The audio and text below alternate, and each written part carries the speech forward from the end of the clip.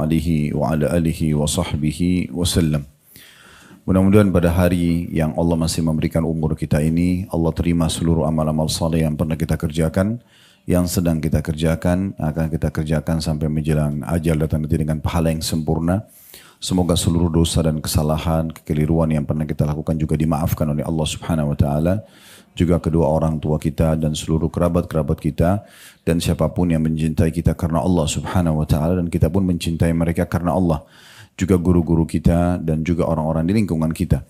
Dan semoga Allah Subhanahu wa taala menyembuhkan penyakit orang yang masih sakit, diangkat derajat orang yang masih rendah derajatnya, juga diperbaikin keadaan-keadaan semua berhubungan dengan dunia dan akhirat sehingga menjadi sempurna dan baik. Dan sebagaimana Allah satukan kita di majelis ini, semoga juga Allah satukan kita nanti di surga firdausnya tanpa hisab. Allahumma amin. Baik, kita akan melanjutkan ibu-ibu sekalian bedah buku kita agar doa dikabulkan, sebab-sebab terkabulkan dan tertolaknya doa berdasarkan Al-Quran dan Sunnah. Ini tulis oleh Dr. Sa'id bin Ali ya, bin Wahab Al-Qahtani. Dan kita akan masuk sekarang ke pembahasan kedua ya, tentang masalah beberapa penghalang bagi terkabulnya doa. Betul sampai situ ya? Baik, setelah yang lalu kita sudah sebutkan tentang sebab-sebab diterimanya doa. Dan itu ada 5 poin yang disusun oleh penulis tentunya ya. Kembali kita ingatkan poin-poin tentang sebab diterimanya doa atau syarat diterimanya doa tepatnya. Yang pertama adalah ikhlas karena Allah Subhanahu wa taala, karena semua yang terindikasi atau terkontaminasi tidak tulus karena Allah, masih bercampur baur dengan yang lain, terutama pujian manusia atau ada urusan dunia, maka tidak diterima. Yang kedua harus mengikuti tata cara Nabi SAW dalam berdoa dan juga mengikuti waktu-waktu mustajab tentunya ya. Kemudian yang ketiga adalah percaya dan yakin akan dikabulkan oleh Allah Subhanahu wa taala. Ini masuk dalam bab sangka baik kepada Allah. Jadi nggak boleh kita mengatakan kayaknya Allah tidak akan ampuni saya. Diterima nggak sih doa saya atau permohonan saya? Semua itu tidak boleh diucapkan. Kita bersangka baik kepada Allah Subhanahu wa taala dengan penuh keyakinan kalau akan diterima. Itu juga sudah kita bahas. Kemudian syarat keempat, menghadirkan hati sewaktu berdoa dan khusyuk. Artinya konsentrasi apa yang diucapkan oleh lisannya, direnungi oleh fikirannya, juga diyakini oleh hatinya. Sehingga betul-betul doa itu sinkron dengan apa yang dia ucapkan. Jadi bukan cuma seperti sebuah rutinitas yang diucapkan dan dia tidak faham sebenarnya apa yang sedang dia panjatkan kepada Tuhannya. Kemudian yang kelima yang terakhir kita bahas yang lalu, adanya keinginan yang kuat dan tekad dan kesungguhan dalam berdoa tersebut. Sekarang kita akan masuk ke penghalangnya. Setelah kita tahu syarat diterimanya, penulis mengatakan di halaman 38 ya, pembahasan kedua beberapa penghalang bagi terkabulnya doa. Penghalang atau bahasa Arabnya al-mani' secara etimologi atau bahasa berarti dinding pembatas antara dua perkara. Apa yang karena adanya mengharuskan tidak ada sesuatu, tapi tidak adanya tidak mengharuskan adanya dan tidaknya atau tidak adanya sesuatu secara zat. Ini adalah lawan dari definisi syarat-syarat tersebut. Tapi intinya yang sedang ingin dititikberatkan adalah penghalang-penghalang terkabulnya doa. Yang pertama adalah bagaimana seseorang itu leluasa dan bersenang-senang dengan yang haram. Jadi dia pikir, ya udah saya sholat, saya puasa, saya zikir, saya berdoa. Tapi satu sisi juga dia menikmati pelanggaran-pelanggaran. Nah ini mirip dengan kalau orang kerja di kantor, dalam kondisi mungkin dia sebagai pegawai yang berprestasi, misalnya dia datang on time, dia kerjakan pekerjaannya bagus, tapi satu sisi suka iseng ganggu temannya, kadang-kadang sering membuat manipulasi data dan segala macam. Saya yakin kita kalau sebagai pemilik perusahaan tetap aja kita tidak akan melihat prestasinya, tapi kita akan melihat pelanggarannya, karena bisa saja pelanggaran itu lebih besar mudaratnya. Contoh kalau dia manipulasi data misalnya, mungkin walaupun dia kerja datang di kantor on time misal dan dia mengerjakan pekerjaan dengan bagus misalnya yang kita tugaskan, tapi satu sisi dia suka manipulasi nota-nota misalnya ya. Saya yakin nanti itu akan mengganggu dan akhirnya Pemilik perusahaan akan mengambil keputusan karena terlalu banyak yang bisa dilahirkan kerugian-kerugian bagi perusahaan, maka akan diberhentikan. Karena memang susah sekali bertemu antara minyak sama air atau racun sama susu gitu ya. Pasti akan salah satunya dominan. Dan biasanya sesuatu yang buruk itu lebih dominan. Sudah pernah kita jelaskan, kalau seandainya kita punya satu gentong susu dan kita tetesi dengan satu tetes racun, bisa saya satu tetes racun itu mengalahkan sterilnya susu yang satu gentong itu. Padahal itu kebaikan ya. Dan ini memang umumnya seperti itu. Biasanya yang buruk itu lebih besar pengaruhnya. Sekarang kita jujur 10 tahun. Tahun ke-11 kita bohong sekali. Yang mana akan jadi penilaian orang? Tentu bohongnya yang sekali. Dan akhirnya muncullah prasangka-prasangka yang mengatakan, oh mungkin dia 10 tahun yang lalu juga ada bohongnya. Padahal sebenarnya mungkin dia tidak bohong. Misal. Jadi memang sesuatu yang buruk itu efeknya besar. Maka tidak perlu masuk ke ranah itu. Tidak perlu masuk ke ranah itu. Dan Allah sudah memberikan kepada kita solusi-solusinya. Ya, sudah pernah kami jelaskan di saat misalnya tubuh kita membutuhkan protein, ibu-ibu sekalian. Dan protein itu banyak sumbernya, diantaranya daging merah misalnya ya. Kalau seandainya Allah subhanahu wa ta'ala menciptakan kita dan otot-otot kita membutuhkan protein. Dan itu yang mayoritasnya ada dari misalnya daging contohnya. Lalu kemudian semua daging Allah haramkan. Berarti kan kita kerepotan, mau nggak mau kita akan melanggar. Tapi ini tidak. Di saat Allah haramkan babi, Allah halalkan yang lainnya. Ada ayam, ya ada sapi, ada kambing, ada kelinci. Banyak hewan-hewan yang halal gitu ya. Sehingga kita punya solusi. Di saat Allah haramkan minuman keras, khamr. Atau misalnya narkotika. Karena memang dia mengubah akal normal seseorang gitu ya. Lalu Allah kasih jalan keluarnya. Ada air putih, ada madu, ada sirup. Ya, ada banyak minuman-minuman tradisional yang halal misalnya gitu kan. Di saat Allah buat kita punya syahwat. Dan kita akan melampiaskan dengan lawan jenis. Sebab dengan itulah populasi manusia ada gitu kan. Jadi generasi manusia akan terus terjadi dengan interaksi pertemuan sperma sama sel telur. Tapi Allah subhanahu wa ta'ala memberikan jalan yang benar, yaitu nikah, dan memberitahukan jalan yang salah, zina. Kalau seandainya kita diberikan syahwat dan tidak diberikan hukum nikah, dan tidak dimudahkan, maka wajar orang terjerumus, dan seterusnya. Nah, sementara efek-efek dari pelanggaran-pelanggaran ini ada, gitu ya. Ibnu Qayyim rahimahullah menulis dalam buku beliau Ad-Da, cukup banyak, ratusan lembar, tentang efek-efek dosa kalau dilakukan. Apalagi kalau dosa itu sifatnya akumulasi, ya terus aja dilakukan dengan penganggap remehan. Dan Nabi SAW memberikan gambaran dosa-dosa kecil yang biasa dianggap remeh. Itu kata beliau perumpamaannya seperti satu kelompok kafilah perdagangan yang sedang jalan, kemudian mereka istirahat di sebuah tempat. Lalu pada saat mereka istirahat, pemimpin kafilah itu berkata kepada seluruh anggota yang ada di situ, grup yang sedang safar sama dia, tolong kumpulkan buat saya ranting-ranting kecil untuk membuat nanti api unggun gitu ya. Maka pergilah mereka semua mengumpulkan ranting-ranting kecil. Kata Nabi SAW, ketahuilah ranting-ranting kecil itu kalau sudah disatukan akan bisa mendatangkan api yang besar. Nah itu perumpamaan dosa yang selalu akumulasi dikerjakan. Awalnya mungkin dia kecil, lama-lama dia akan menjadi besar gitu ya. Dan akhirnya berefek. Tadinya efeknya kecil akan jadi efek besar. Orang kalau bohong sekali sudah punya efek. Tapi kalau dia sering bohong, orang sudah makan tidak percaya gitu kan. Sejujur apapun dia melakukan satu perbuatan, maka selalu diikuti dengan kecurigaan-kecurigaan gitu. Nah ini poin-poin yang harus kita fahami. Ya, sebelum kita panjang lebar baca dalilnya ya. Tapi supaya kita faham, sebaiknya semua yang haram itu memang dijauhi. Ya, kita tidak butuhkan itu. Karena memang masih banyak opsinya. Banyak pilihannya. Ya. Dan saya pernah datang ke Perlis ya waktu itu di Malaysia. Saya juga kaget pada saat saya ke sana karena ada undangan pada saat itu dari muftinya. Dan juga ketemu sama kerajaannya. Langsung duduk sama mahkota kerajaannya. Ngobrol gitu, kita diperlihatkan sejarah tentang kerajaan itu. Salah satu dari negara yang ada di sana. Maka negeri itu agak unik gitu. Tidak ada diskotik, tidak ada karaoke, tidak ada tempat maksiat, tidak ada umumnya. Terus saya coba mau dengar langsung dari pimpinan wilayah itu, kenapa? Kok bisa tidak ada? Sampai bahasa teman-teman di situ yang menjemput kami mengatakan, Orang-orang kalau sudah pikirannya ingin hidup bebas, mereka tidak akan pilih kota ini. Mereka pasti pilih kota lain di Malaysia, nggak mau kota ini. Karena memang kota ini lebih kepada Islami gitu ya.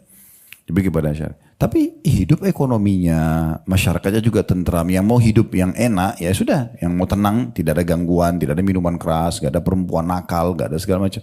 Ya sudah di situ gitu. Terus saya dengar sendiri dari mahkota rajanya waktu itu, karena raja lagi tidak ada, lagi sakit, kita ditemuin oleh putra beliau sebagai putra mahkotanya.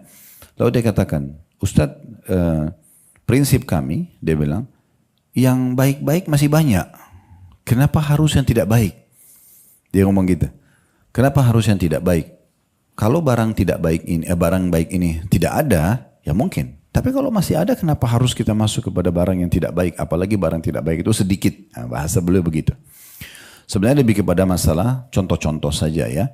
Bagaimana sebenarnya sesuatu yang haram itu sebaiknya memang dihindari. Dan bahasa haram ini atau maksiat atau dosa itu kalau bahasa kita supaya mudah difahami pelanggaran gitu ya. Dan semua pelanggaran fahami pasti akan sangat dekat dengan konsekuensi hukuman. Nah gitu ya.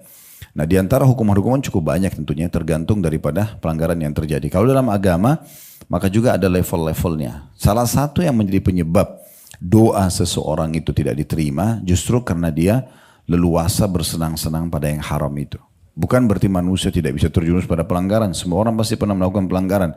Tapi kalau ada orang anggap remeh, itu nggak apa-apa. Itu udah bahkan dia menjadi corongnya, ya. Dia menjadi corong untuk melakukan keburukan-keburukan. Ini hati-hati ya. Kalau misalnya dalam diri kita, naudzubillah, ada kecondongan justru untuk mengajak orang bermaksiat, bukan cuma kita melakukan tapi mengajak orang lain, ini adalah salah satu tanda-tanda keburukan. Kata Nabi SAW, ada di antara manusia yang Allah jadikan sebagai penyebab daripada terbukanya pintu kebaikan, tertutupnya pintu-pintu keburukan. Dan ada di antara manusia yang menjadi penyebab terbukanya pintu-pintu keburukan dan tertutupnya pintu kebaikan pada dia.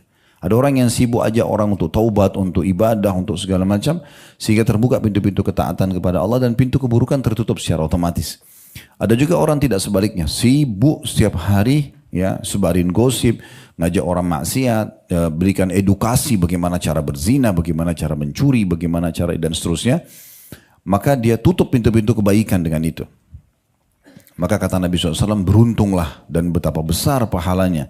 Bahkan disilakan ada kata-kata tubah. Tubah itu salah satu makna yang disebutkan oleh Aisyah radhiyallahu anha adalah, atau ulama-ulama hadis, itu adalah sebuah istana di surga bagi orang yang menjadi penyebab terbukanya pintu-pintu kebaikan dan tutup pintu-pintu keburukan. Dan tunggu kecelakaan bagi orang yang justru menjadi penyebab terbukanya pintu-pintu keburukan dan tutupnya pintu-pintu kebaikan.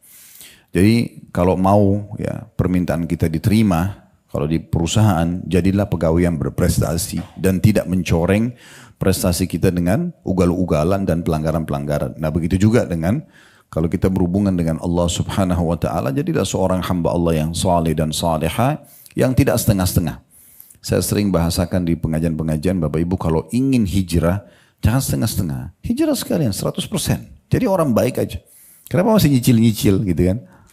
Masih ada pintu-pintu dosa yang masih dibuka. Untuk apa? Sekalian aja jadi orang baik. Karena memang kalau kita cicil-cicil dan masih ada saja pintu-pintu dosa yang kita buka, berarti kita masih memberikan peluang penjahat-penjahat syaitan ini untuk merusak kita, gitu kan? Dan akhirnya salah satu efek itu kurang khusyuk dalam sholat, kadang-kadang muncul rasa malas, ya, kebablasan tidur tidak sholat malam, terlewatkan dari sholat 5 waktu, yang itu tidak bisa diperbaikin. Kayak semalam misalnya ada orang yang tidak tahajud, dosakah? Tidak, karena sunnah. Tapi beruntunglah orang yang sempat sholat. Kalau misalnya ada orang yang saat ini baru berpikir, oh iya ya ternyata sholat malam itu bagus ya, misalnya dengar ini pengajian tentang keutamaannya. Dia nggak bisa lagi minta sama Allah, ya Allah tolong kembalikan saya ke semalam dong, mundur waktunya supaya saya bisa dicatat punya sholat malam. Nggak bisa, cuma bisa perbaikin ke depan. Dan pasti akan beda derajat dia dengan orang yang sudah terlanjur melakukannya. Gitu ya. Dan juga kata kunci di sini yang perlu kita garis bawahi, ibu-ibu sekalian, kalau mau untuk kita meninggalkan yang haram, tidak butuh energi khusus. Sibukkan saja diri pada ketaatan-ketaatan. Dari ketaatan yang lain. Kan setiap kita buka satu pintu ketaatan, pintu pelanggarannya tertutup. Kayak misalnya kita buka pintu sholat. Ya. Berarti pelanggarannya meninggalkan sholat akan ditinggalkan, otomatis kan gitu. Maka kita sibuk dengan perintah-perintah, maka pelanggarannya akan terjauhkan dengan sendirinya. Ya. Dan juga tutup semua pintu-pintu ya, yang bisa mengajak dan membuka peluang agar kita masuk dalam pelanggaran tersebut. Termasuk mohon maaf ini ya, media-media, terus kemudian grup-grup WA, terutama yang paling banyak itu masalah grup alumni ya, atau grup-grup apalah ya, reunian. Mungkin di situ karena bercampur baur semua orang, akhirnya di grup itu segala macam cuplikan dikirim, segala macam foto dikirim, segala macam gosip dibahas yang tidak perlu. Nah, kita ini manusia, punya batas kelemahan ya. Jangan bilang saya tidak terpengaruh, itu nggak mungkin. Kita dengarin, ibu dengar saja 10 menit tilawah Al-Quran dengan terjemahannya. Tapi betul-betul dengan hati yang hadir ya. Bisa baca, dengar aja surah tentang Al-Zalzalah misalnya ya, tentang hari kiamat, atau surah Al-Zalzalah, Al-Qiyamah, itu kan banyak bicara tentang hari kiamat ya.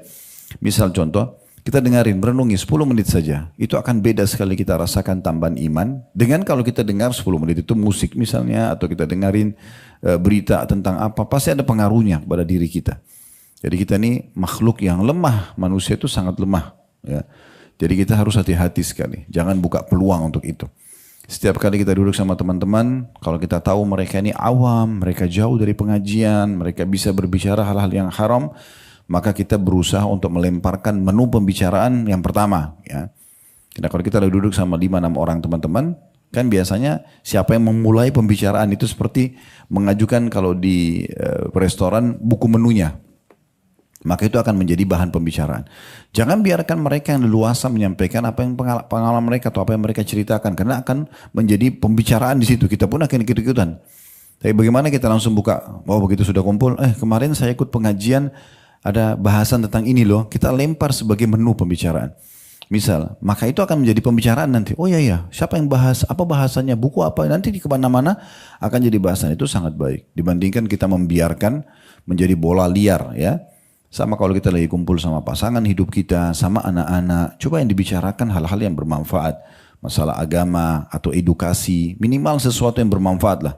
Kalau cuma hanya omong kosong, ngomongin orang, ya, kekurangan orang dan segala macam, itu semua tidak akan ada efek manfaat yang kita dapatkan. Nah ini sedikit penjelasan tentang masalah poin pertama penghalang terkabulnya doa. Leluasa atau bersenang-senang dengan yang haram. Baik makan, minum, pakaian, serta konsumsi pada umumnya. Beranjak daripada hadis Abu Hurairah radhiyallahu anhu, beliau berkata bahwasanya Rasulullah sallallahu alaihi wasallam bersabda, "Ayuhan nas, innallaha thayyibun la yaqbalu illa thayyiba wa innallaha amara al-mu'minina bima amara bihi al-mursalin." Faqala ya ayyuhar rusulu kulu minat tayyibati wa'amalu salihan inni bima ta'maluna alim. Wa qala ya ayyuhalladzina amanu kulu min tayyibati ma razaqnakum. Thumma dhakara ar-rajulu yutilu as-safara ash'atha akbar. Yamuddu yadayhi ila as-sama' ya rabbi wa mat'amuhu haram wa mashrabuhu haram wa malbasuhu haram wa ghudhiya bil harami fa anna yustajabu lidzalik. Terjemahannya kata Nabi SAW, wahai sekalian manusia, sesungguhnya Allah itu maha baik. Terjemahan tayyib ini, kalau ibu-ibu lihat di situ bahasa Arabnya kan innallaha tayyib. Tayyib itu berarti baik, sempurna, rapi, bersih, ya.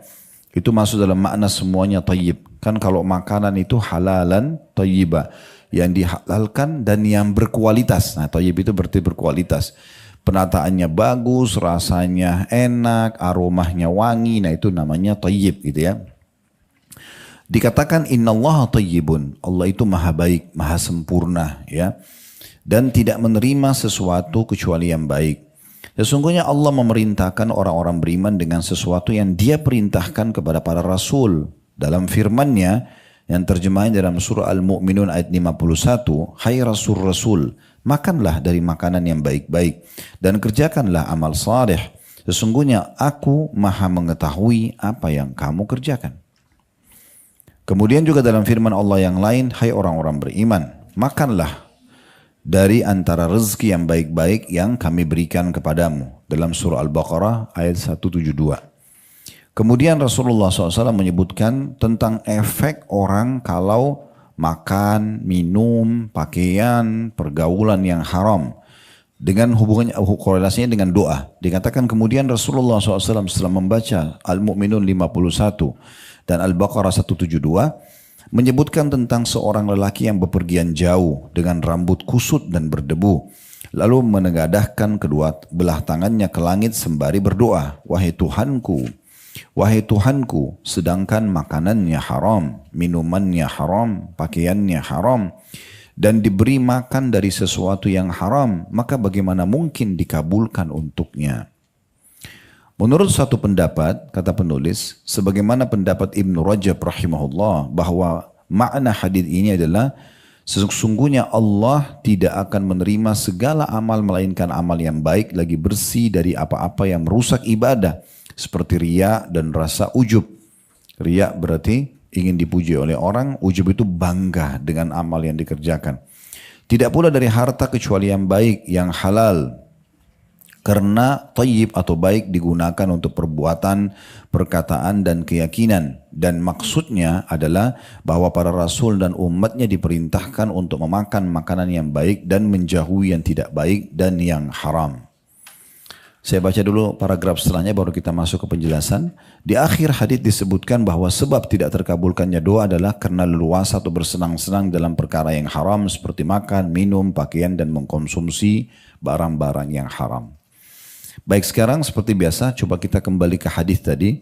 Kita akan coba korek mutiara-mutiara dari hadis ini. Yang pertama, panggilan dalam hadis ini untuk semua manusia, bukan hanya orang-orang beriman.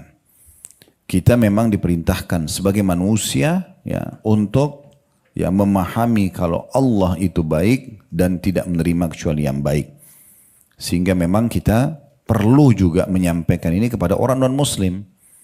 Jadi tidak pantas seseorang misalnya mendakwai seorang muslim sambil mengatakan kalau kamu masuk Islam nggak apa-apa sih sambil kamu lanjutin zina kamu misalnya, atau sambil kamu lanjutin transaksi haram kamu misalnya, ya. Gak apa-apa, yang penting kamu syahadat dulu jadi muslim. Itu keliru. Makanya di masa Nabi SAW pernah ada satu suku mau masuk Islam, tapi mereka nego sama Nabi. Negonya begini, mereka mengatakan, kami siap masuk Islam, tapi izinkan kami transaksi riba. Kata Nabi SAW tidak bisa, itu haram. Mereka pulang diskusi lagi, lalu mereka kembali. Kalau begitu, kami siap tinggalkan riba, izinkan kami berzina. Kata Nabi SAW tidak boleh, haram. Terus saja mereka nego, sebutin apa-apa yang diharamkan dalam agama, dan terus saja Nabi SAW tolak.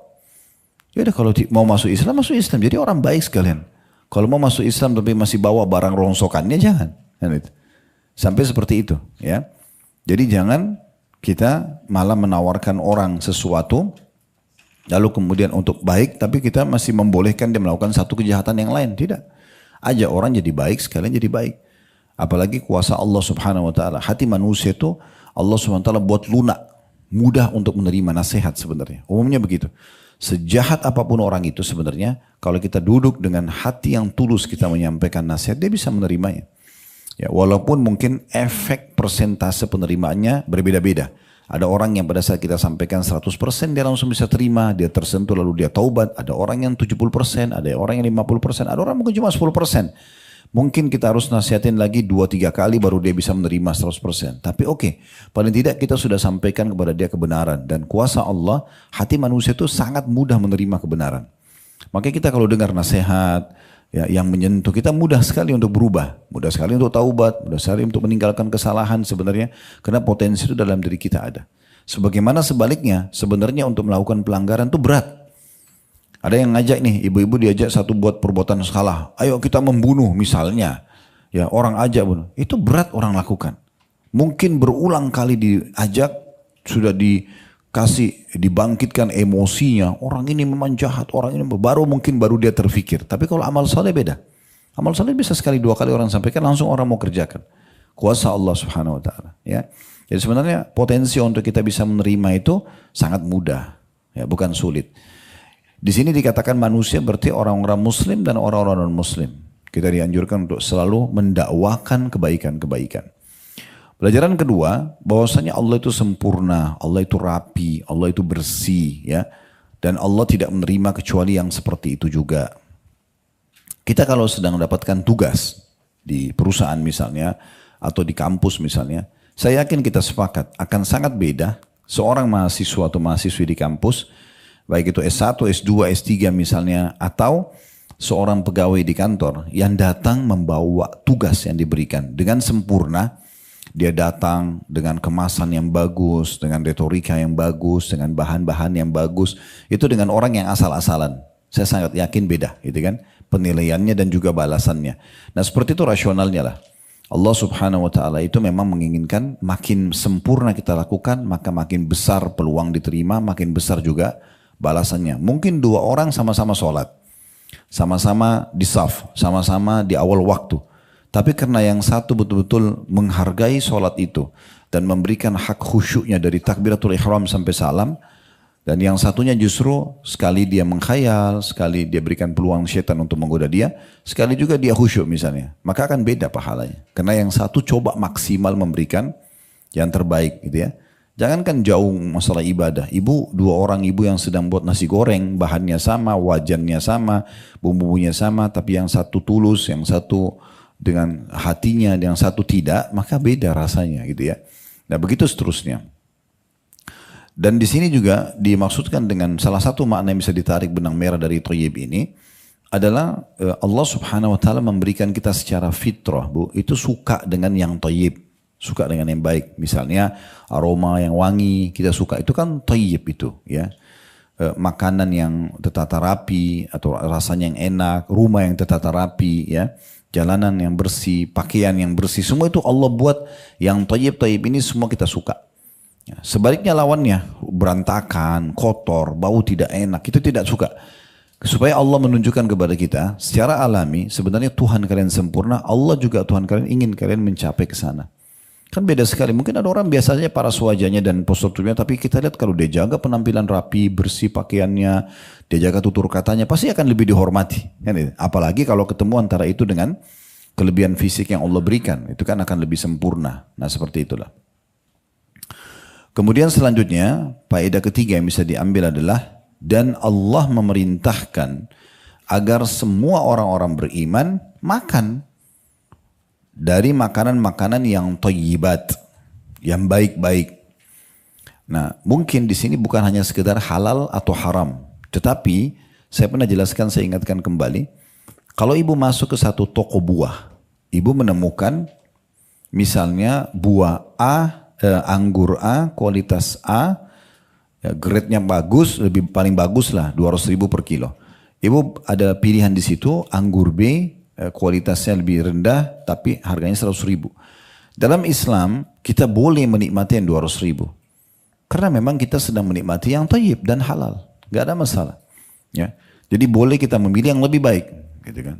Bukan untuk sombong-sombongan, bukan untuk misalnya merendahkan orang lain, tapi untuk menikmatinya.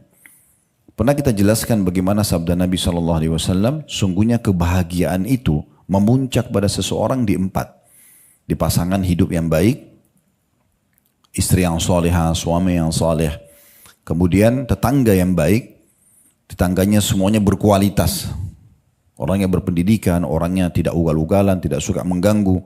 Biasanya orang banyak pilih townhouse atau komplek karena pikir itu lebih eksklusif, mungkin orang-orangnya lebih menjaga sikap dan segala macam gitu. Ini contoh saja ya, bukan berarti orang di luar komplek tidak seperti itu, tapi biasanya orang jualan itu kenapa? Lingkungannya aman, lingkungannya asri, gitu-gitu ya.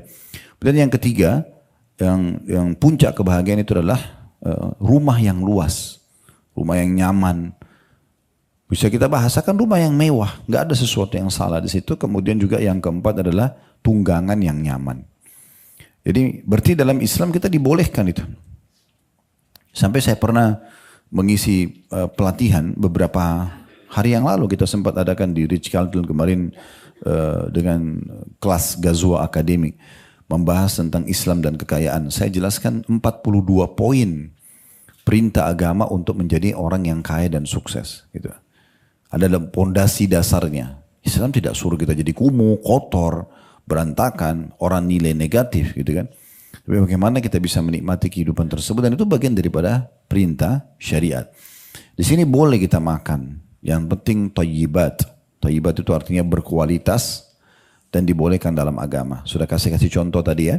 Termasuk kita boleh pilih buah yang terbaik, kita boleh beli pakaian yang terbaik, kendaraan yang terbaik, rumah yang terbaik selama kebutuhan.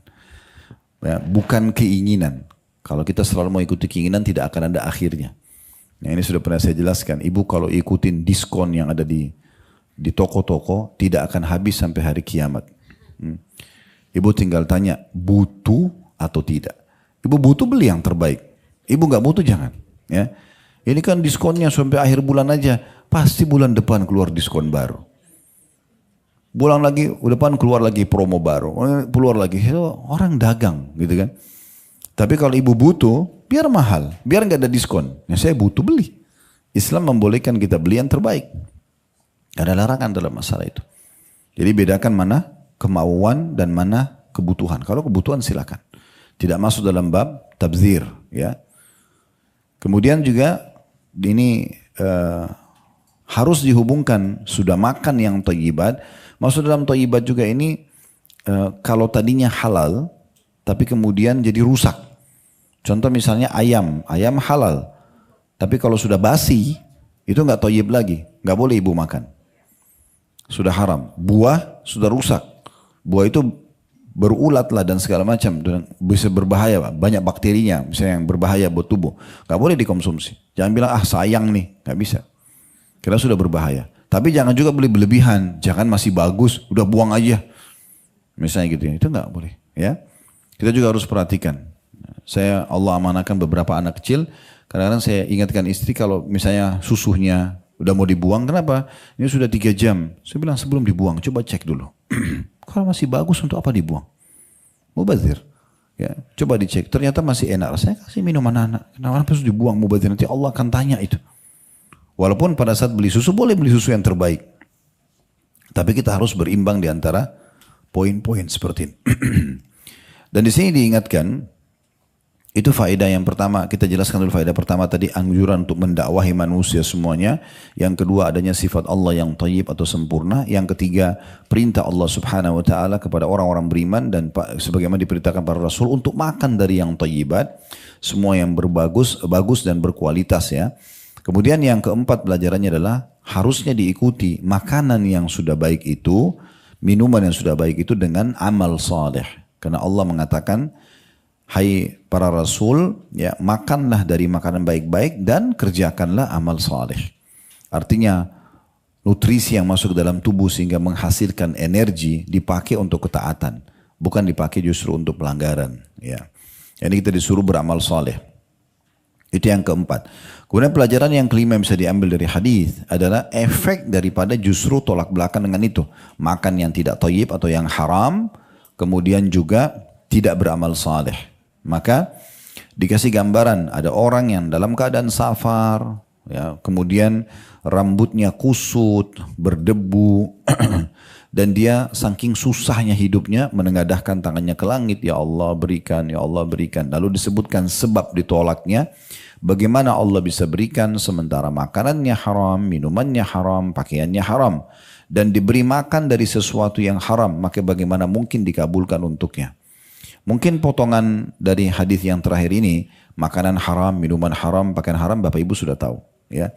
Tapi yang kita garis bawahi coba dilihat di situ, dan diberi makan dari sesuatu yang haram. Jadi kalau ada orang yang memberikan kita makanan dan kita tahu sumber dia haram, nggak boleh kita makan. Kalau kita nggak tahu sumber dia haram atau tidak, baru boleh.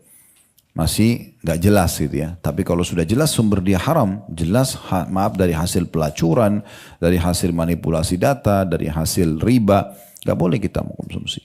Ya.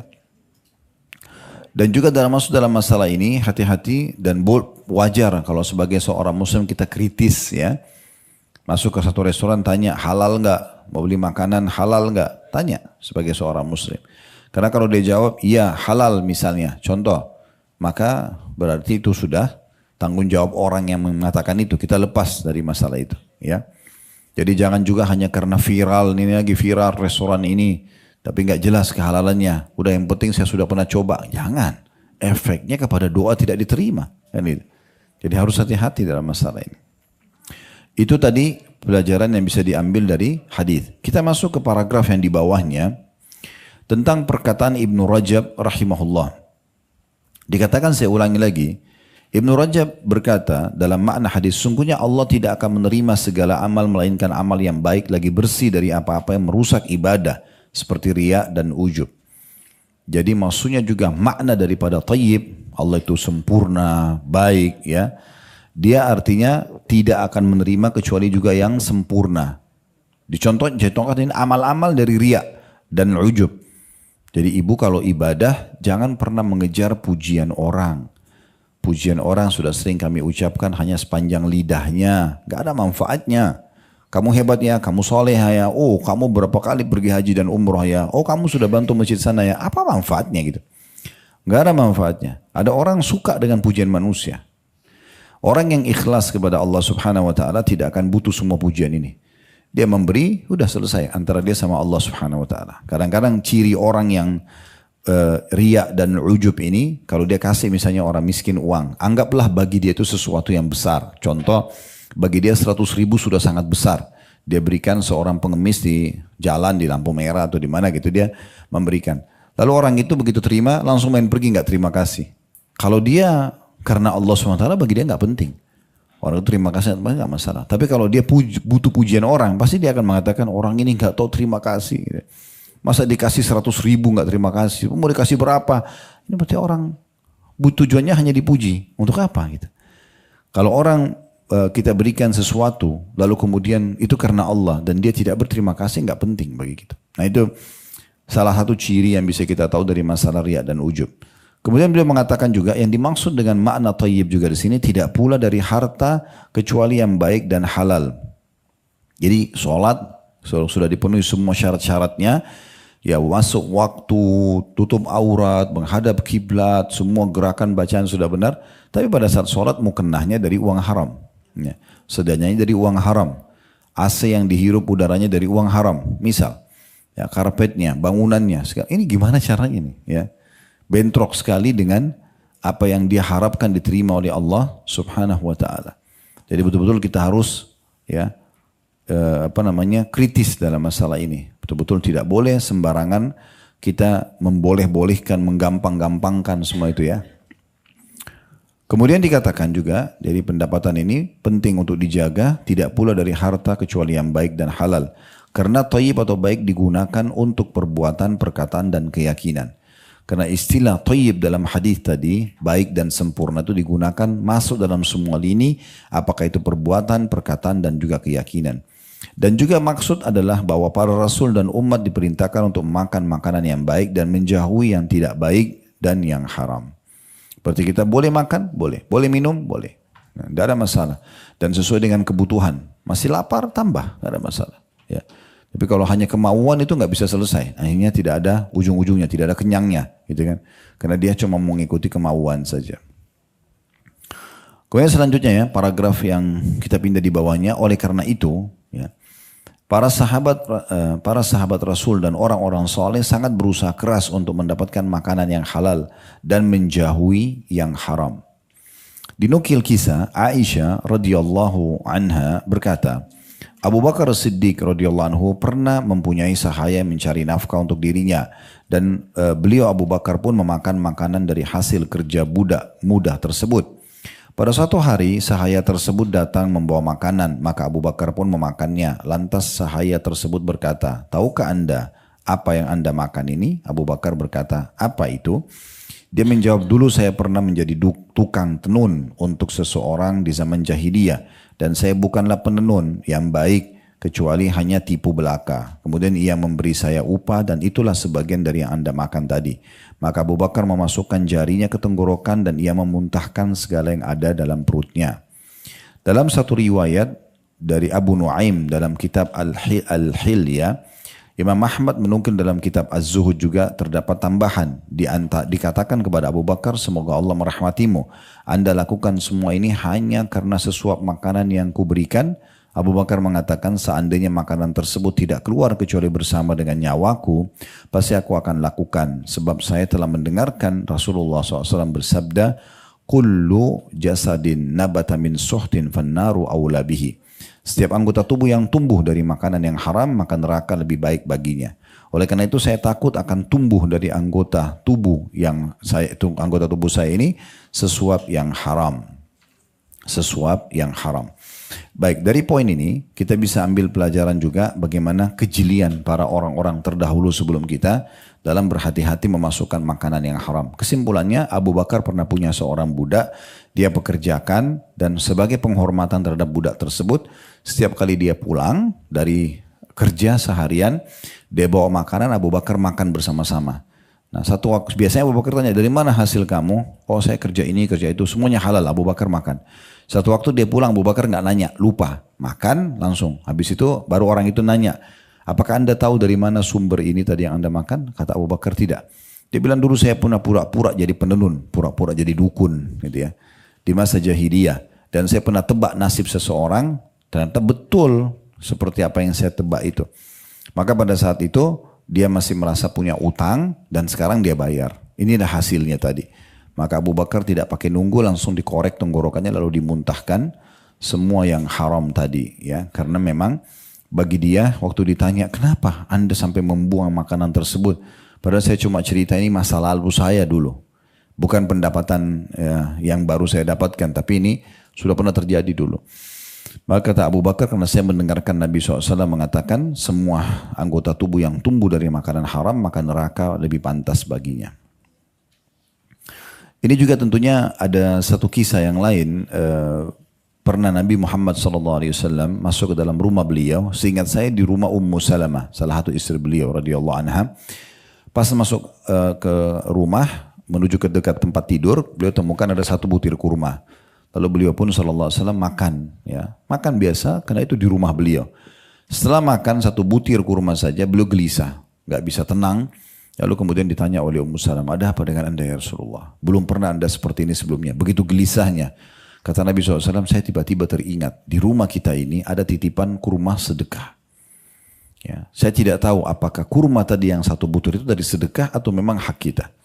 Maka saya pun gelisah, jangan sampai ini yang syubhat tadi atau yang tidak boleh dikonsumsi, ya kemudian saya konsumsi. Jadi begitu gelisahnya Nabi SAW. Dan cukup banyak ya perkataan-perkataan para salaf berhubungan dengan masalah ini.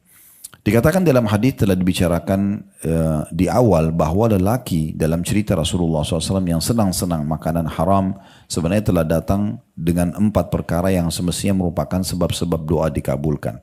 Yang pertama safar, yang kedua pakaian dan keadaan yang mencerminkan kesederhanaan, dan Rasulullah SAW mengatakan rubba ash'athu madfu'in bil abwabi law aqsama 'alallahi la abarra. Berapa banyak orang yang rambutnya kusut, berdebu, ditolak di depan pintu para pembesar dunia. Tapi seandainya dia bersumpah dengan nama Allah, niscaya Allah akan tepati sumpahnya. Yang ketiga, menengadah tangannya ke langit. Sebagaimana disebutkan dalam hadis, innallaha hayyun karim yastahi min abdi idza rafa yadayhi ilaihi an yaruddahuma saf atau sifran khaibatain. Sesungguhnya Allah itu pemalu dan maha mulia. Dia amat malu terhadap hambanya apabila hambanya mengangkat kedua tangannya kepada Allah, lantas dia Allah tolak dengan tangan kosong dan kecewa. Yang keempat, memelas, mengulang-ulangi permintaan dengan mengulang nama Allah, wahai Robku, dan ini yang merupakan bagian yang terpenting bagi terkabulnya doa. Namun bersama semua itu Rasulullah SAW mengatakan bagaimana mungkin doanya dikabulkan. Ini berbentuk pertanyaan yang tujuannya menggambarkan perasaan heran dan jauh dari kemungkinan dikabulkan.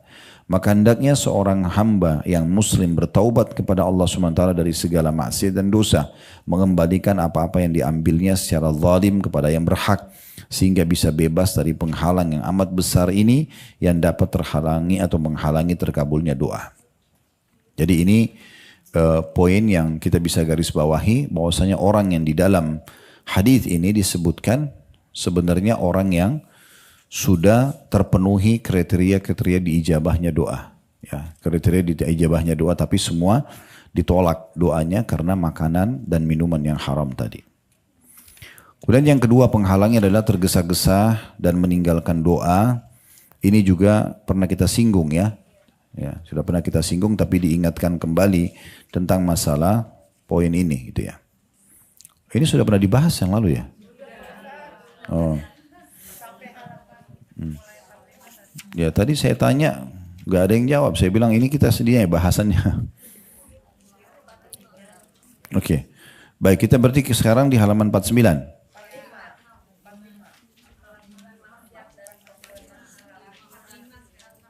Oh, di poin 4 ya. Baik. Di poin 3. Oke, saya sudah terlanjur tadi baca di sini, saya ingatkan aja kembali ya, di poin keduanya itu. Ini juga salah satu penghalang daripada diterimanya doa, yaitu tergesa-gesa dan meninggalkan doa. Dikatakan di antara penghalang yang dapat menghalangi terkabulnya doa ialah ketergesaan seorang muslim dan meninggalkan doa karena ketidaksabaran menunggu ijabah atau terkabulkan doa. Ini sudah kita singgung kalau ibu sudah berdoa, sebenarnya kalau kita sudah mulai berdoa ya, sudah mulai menyampaikan kepada Allah. Ya, jangan lupa mulai dengan alhamdulillah wassalatu wassalamu ala rasulillah. Itu minimal sekali. Puji Allah, dibaca salawat pada Nabi SAW, lalu sampaikan hajat. Sebenarnya kalau kita sudah mulai memanjatkan, berarti ijabahnya sudah ada. Cuma tinggal berapa lama ijabah itu akan kita raih. Apakah sekali berdoa, apakah 2 kali berdoa, apakah sehari, 2 hari, seminggu, sebulan, kita tidak tahu. Nah bisa saja mungkin setelah ibu berdoa 3 pekan, 1 bulan, mungkin tinggal sehari lagi, tinggal 2 hari lagi disampaikan maka akan dikabulkan. Harusnya jangan berhenti. Harusnya jangan berhenti. Kalau sudah mulai berdoa, jangan berhenti. Nah itu bisa dilihat dalilnya halaman 43 ya. Hadits Abu Hurairah radhiyallahu anhu. Rasulullah SAW bersabda, yustajabu li ahadikum malam ya'jal fayaqul da'autu falam yustajab li. Doa seseorang di antara kamu pasti dikabulkan selama ia tidak tergesa-gesa. Seraya dia mengatakan, contoh tergesa-gesa, saya telah berdoa tapi tidak dikabulkan. Saya berdoa tapi tidak dikabulkan. Sebelum saya lanjutkan hadits ini, tadi saya sudah minta Fahmi untuk kirimkan sebuah cuplikan. Ada satu dokter di Saudi. Alhamdulillah sudah saya ada teks Indonesianya itu ya, cuplikannya. Saya mau cerita tentang itu dulu, gambar. Jadi salah satu juga poin yang ibu harus perhatikan baik-baik. Dalam poin tergesa-gesa ini ya. Kalau ibu sudah berdoa, ibu belum lihat hasilnya, jangan putus asa. Dan jangan pernah kasih Allah syarat. Kayak misalnya, cerita dalam yang saya kirim cuplikan, saya minta tadi supaya di-share ke semua jemaah ya. Itu ada satu dokter mata cerita, ada satu ibu datang ke praktek beliau, antara umur 50 atau 60 tahun ibu itu, dengan seorang anak laki-laki bujangnya umur 20 tahun. Kata dokter matanya, saya waktu cek mata ibu ini karena dia mau cek mata, saya temukan salah satu matanya buta. Yang satu normal, yang satu buta. Ya. Tapi dia bilang, saya tidak mau langsung menyinggung. Takutnya ibu ini nggak tahu, saya pengen coba poin yang tepat bicarakan masalah ini. Lalu kemudian setelah saya cek, ibu itu tiba-tiba nyeletuk sendiri sambil mengatakan, sebenarnya mata saya satu ini tidak jelas atau sudah buta, nggak bisa lihat. Kata dokternya, alhamdulillah kalau memang dia sudah tahu gitu ya. Maka kata dokter, saya sekarang lebih lega untuk bicara sama ibu ini. Lalu dia bilang, kata dokter itu, saya tipologi orang yang, nanti ibu bisa lihat cuplikannya setelah selesai pengajian ya. Tapi ini kurang lebih gambaran ceritanya. Dia bilang, saya pun, kata dokter ini, salah satu tipe dokter yang suka dengar keluhan pasien, cerita penyakitnya, walaupun bukan spesialis saya. Mungkin saya bisa bantu, kasih ide, arahkan ke dokter mana, atau saya bisa jadikan pelajaran yang saya sampaikan kepada orang lain gitu ya. Terus saya bilangnya, lalu apa nih sebabnya, kenapa kok bisa buta? Dia bilang ceritanya panjang, tapi agak unik gitu ya. Lalu kata dokternya, saya siap dengar, mungkin ada yang bisa disampaikan. Karena ini kebetulan matanya buta, dan kok bisa tiba-tiba buta?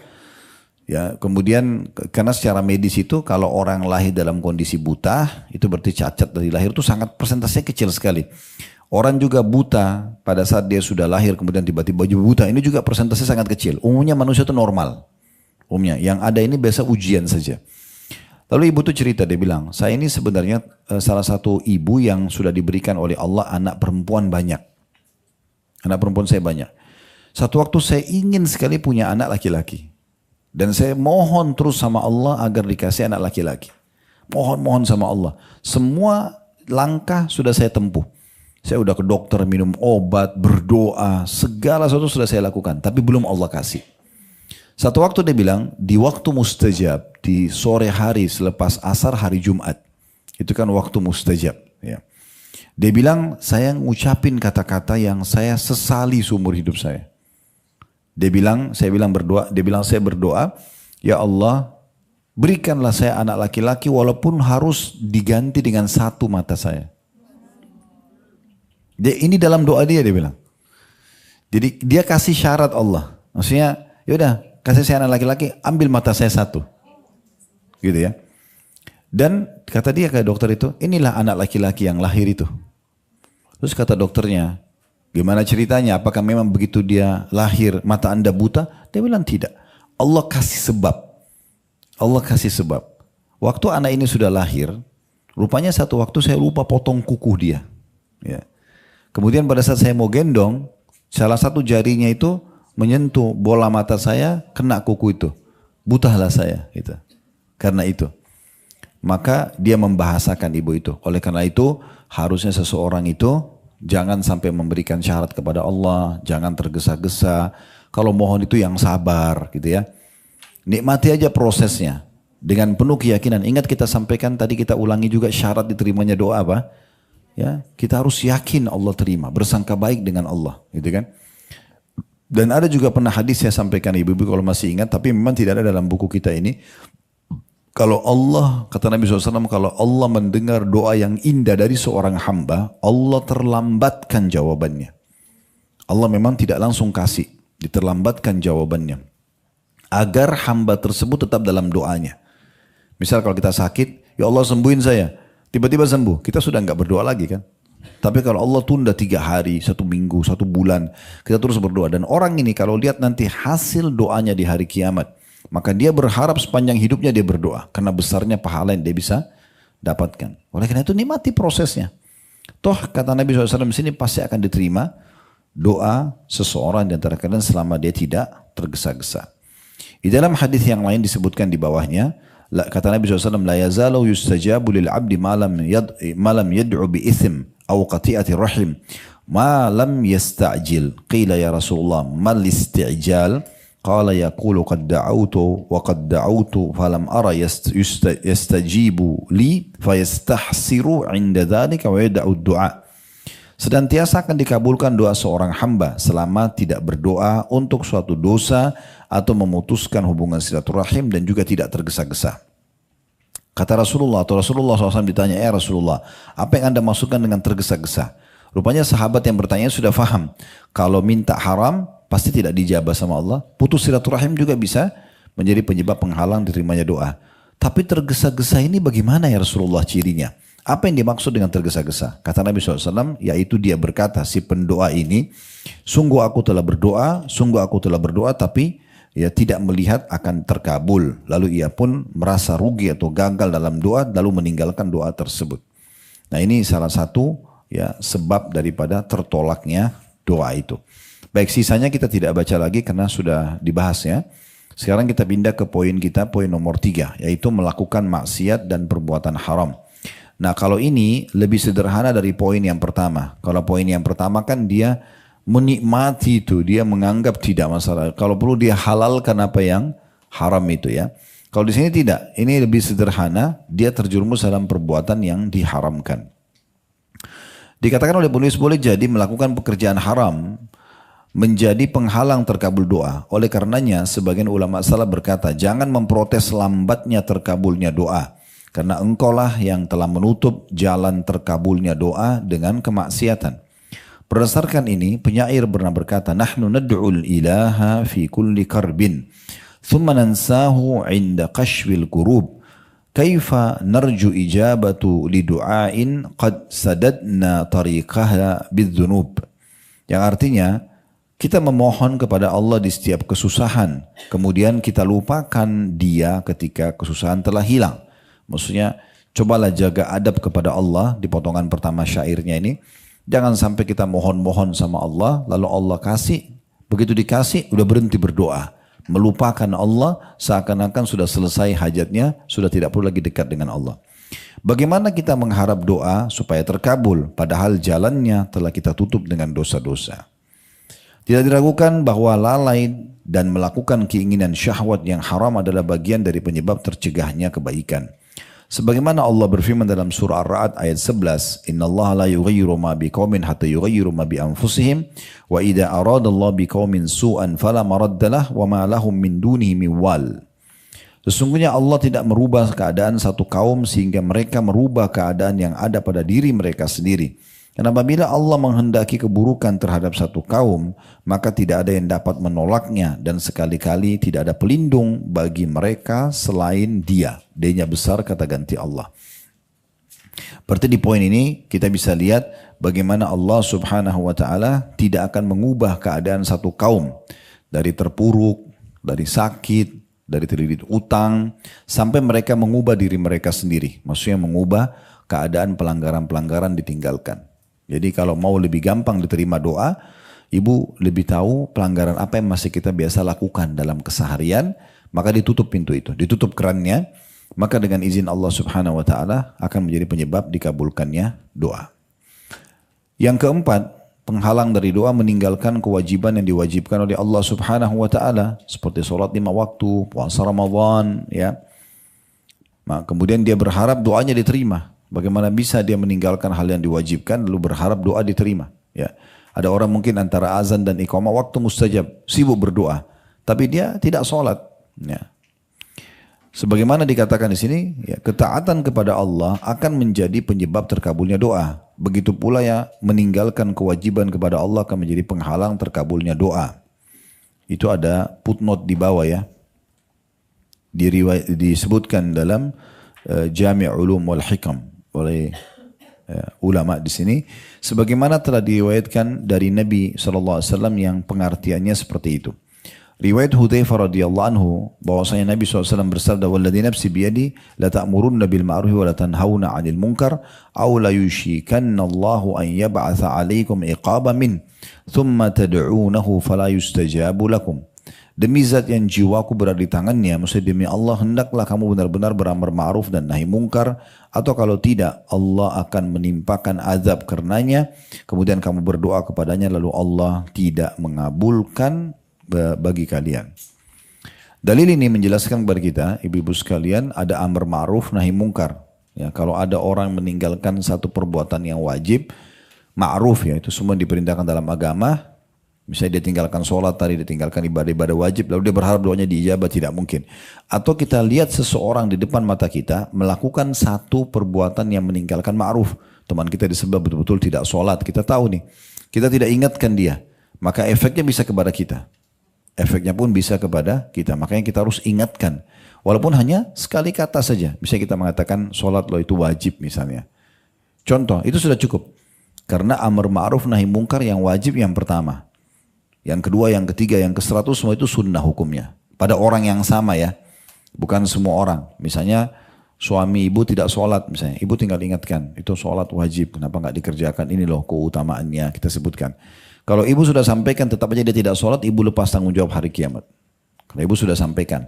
Itu juga istri pada suami atau suami pada istri. Makanya Nabi Nuh alaihissalam dan Nabi Lut enggak dihakimi oleh Allah Subhanahu wa taala karena kekufuran pasangan hidup mereka. Istri mereka keduanya dijadikan perumpamaan dalam Al-Qur'an. Karena sudah didakwai, sudah disampaikan, enggak mau dengar. Maka tanggung jawab sendiri.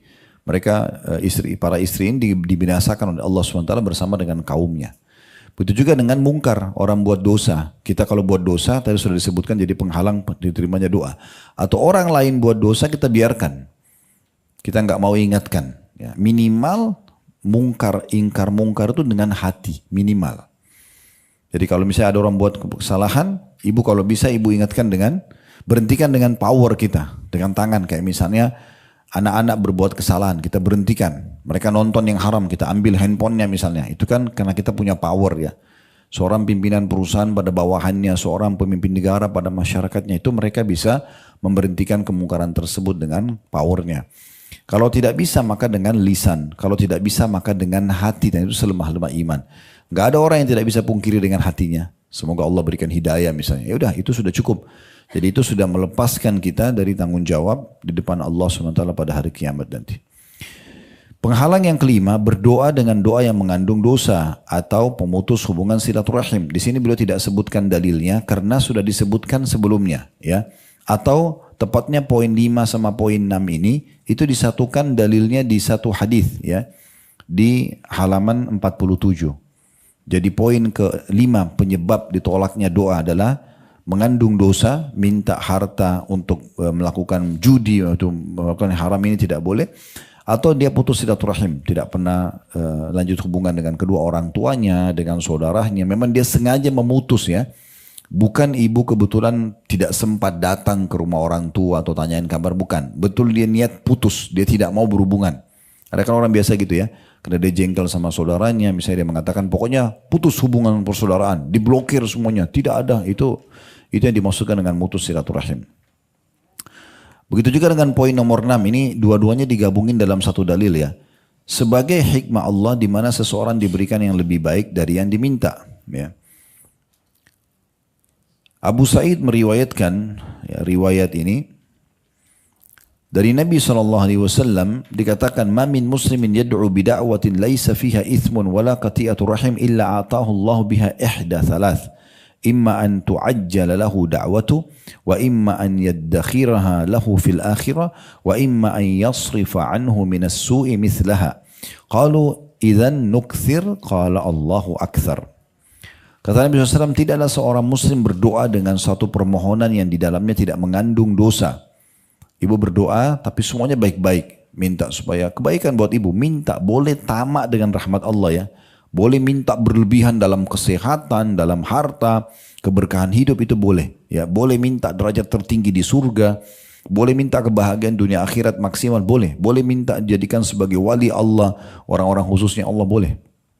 Orang yang selamat dari segala macam mara bahaya, gangguan orang, itu boleh. Kita boleh tamak dalam berdoa, minta kebaikan. Yang penting jangan mengandung dosa. Mengandung dosa itu kayak misalnya kita minta haknya orang lain, atau kita minta harta untuk berjudi tadi misalnya ya.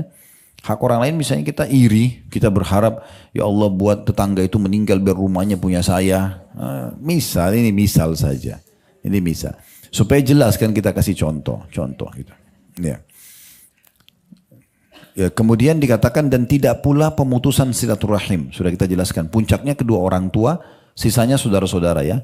Kalau ibunya ibu sudah meninggal, maka yang gantikan itu saudarinya ibu dan juga kakak perempuan. Kakak perempuan juga masuk dalamnya ya. Ini saya sering dengar kadang-kadang di pengajian kami itu ada yang begitu. Jadi adiknya maaf sudah jadi janda, dia nggak mau biayai, si kakak nggak mau biayai. Itu kakaknya jadi janda, adiknya nggak mau tahu. Padahal sebenarnya mereka mampu untuk saling bantu-membantu. Itu pengganti. Ya, kakak ini pengganti orang tua gitu ya. Harusnya kita bisa menjalin hubungan yang baik dengan mereka gitu.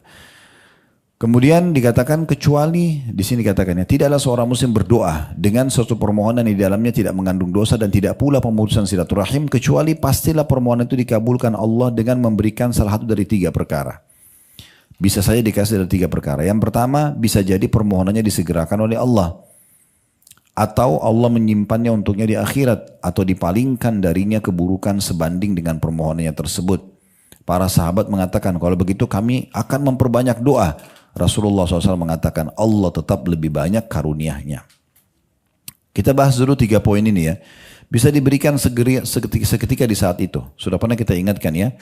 Ibu kalau berdoa sama Allah, Allah akan berikan jawaban sesuai dengan sistem yang sudah Allah buat. Kita lagi sakit, ya Allah sembuhin saya. Allah nggak akan lemparin obat dari langit, nggak mungkin, gitu kan? Tapi Allah buat sistem. Kita ketemu sama teman, cerita tidak sengaja tentang penyakit kita, lalu dia katakan, oh setahu saya ada dokter yang bagus di sana, namanya ini. Lalu kita ke sana konsultasi cocok, resep cocok, lalu sembuh. Maka bukan dokter sama resep yang sembuhkan. Itu adalah jawaban dari doa kita. Kita berharap ya Allah bukain pintu rezeki buat saya. Besok tiba-tiba ada orang yang ngajak bisnis, ada orang yang tawarin rumahnya, jangan buru-buru ditolak. Mungkin kita belum bisa beli, tapi kan kita bisa menjadi perantaranya, menjualnya misalnya. Mungkin ada rezeki di situ. Ada pesan-pesan yang datang gitu ya, yang bisa kita ambil sebagai pelajaran gitu. Nah itu ya contoh-contohnya. Begitu juga pada saat kita minta jodoh, Allah tidak lemparin manusia dari langit, tapi Allah buat ada kecenderungan, ada orang yang mau menikah dan segala macam. Semua itu adalah pintu-pintu jawaban daripada doa tadi. Nah ini poin yang dikatakan diberikan langsung. Kemudian yang kedua adalah dikatakan Allah hilangkan menyimpan untuknya di akhirat. Ini pernah kita jelaskan dalam satu riwayat, nanti akan datang orang hari kiamat, orang yang banyak berdoa di dunia ya. Namun belum semua doa dia lihat jawabannya. Dia akan datang hari kiamat diberikan pahala bergunung-gunung, kemudian dia bertanya, dari mana pahala ini? Maka para malaikat mengatakan ini dari doa-doa kalian yang belum kalian lihat hasilnya di dunia. Kemudian atau dia akan dihilangkan keburukan yang sebanding dengan permohonannya. Maknanya misal ibu berdoa nih, sudah seminggu ibu berdoa terus Rabbana atina fid dunya hasanah. Bobot berdoa seminggu itu ya, ada bobotnya. Allah lebih tahu bagaimana bobotnya. Misal ada satu ujian yang harusnya datang kepada kita. Bobotnya itu memang setara dengan baca Rabbana atina fid dunya hasanah seminggu. Sehingga teralihkan atau tidak jadi kena kita. Misalnya sakit flu seminggu, demam misalnya. Atau ada orang yang menipu. Jadi sebanding. Makanya makin banyak ibu berdoa, berarti makin besar musibah yang datang bisa terhalangi. Karena kadar besarnya musibah akan tertolak dengan kadar besarnya doa itu. Nah kan ini bersaing gitu ya. Karena nggak mungkin ibu baca Rabbana atina fid dunya hasanah sekali, kemudian ibu misalnya hilang dari satu musibah gempa bumi yang datang misalnya. Yang akan menimpa banyak korban sekian banyak. Tapi kalau ibu sudah setahun, 2 tahun baca itu terus setiap ada kesempatan, berarti ibu bisa saja mungkin pada saat terjadi gempa bumi, Allah SWT buat ibu punya hajat di satu kota lain, ibu pergi, ibu selamat.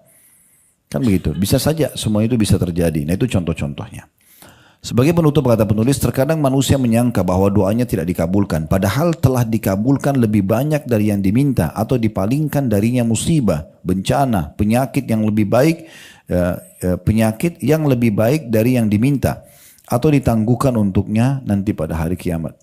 Sampai Ibnu Qayyim rahimahullah pernah mengatakan dalam satu poin penting ya. Dia mengatakan kalau seandainya ada seorang hamba yang berdoa sama Allah, misal anaknya sakit. Dia berdoa selama 10 tahun. Tapi anaknya masih dalam kondisi yang sama. Jangan pernah dia katakan, oh doa saya belum diterima. Padahal sudah 10 tahun berdoa. Anak-anaknya belum sembuh-sembuh. Karena bisa saja kalau dia tidak berdoa, anaknya lebih parah daripada itu.